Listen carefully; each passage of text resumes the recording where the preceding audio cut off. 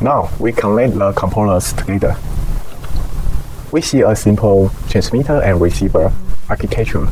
The transmitter side includes data, mixer, filter, power amplifier, and antenna. The receiver side includes antenna, low noise amplifier, mixer, filter, and received data. The transmitter prepares the signal and sends it into space. The receiver catches a weak signal and converts it back. Now we focus on the transmitter side.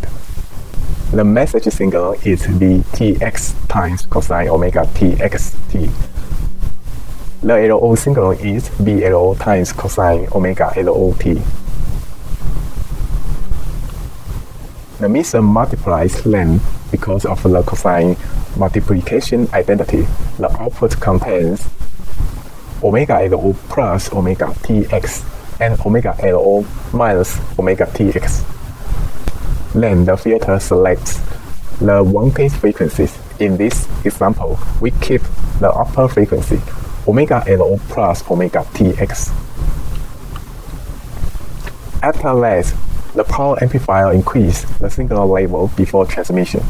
So the transmitter does three main jobs.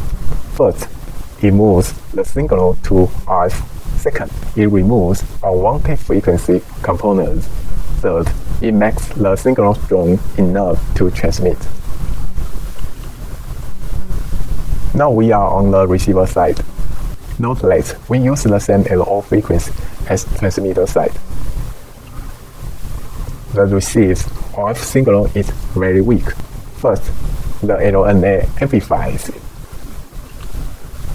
Then the mixer multiplies the received RF signal with the LO again. This creates a high frequency turn and a lower frequency turn. The high frequency turn is 2 omega LO plus omega Tx. The lower frequency turn is omega Tx.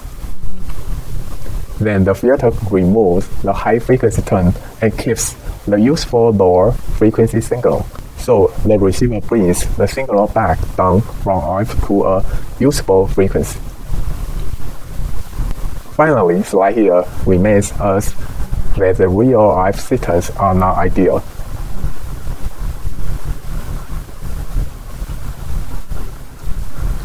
In a practical transmitter and receiver, we have phase shift, noise, limited gain, group delay, impedance mismatch, fading, interference, and signal leakage.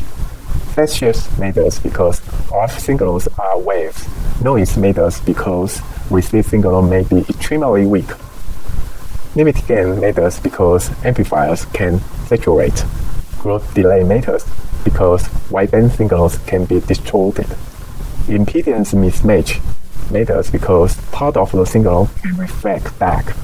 Fading and interference matter because the wireless channel is not clean. Signal leakage matters because unwanted coupling can create spurious signals. This is why RF test and measurement is necessary. If you can follow what happens to the signal after each component, then RF and microwave systems become much easier to understand. Thank you for watching this recap video.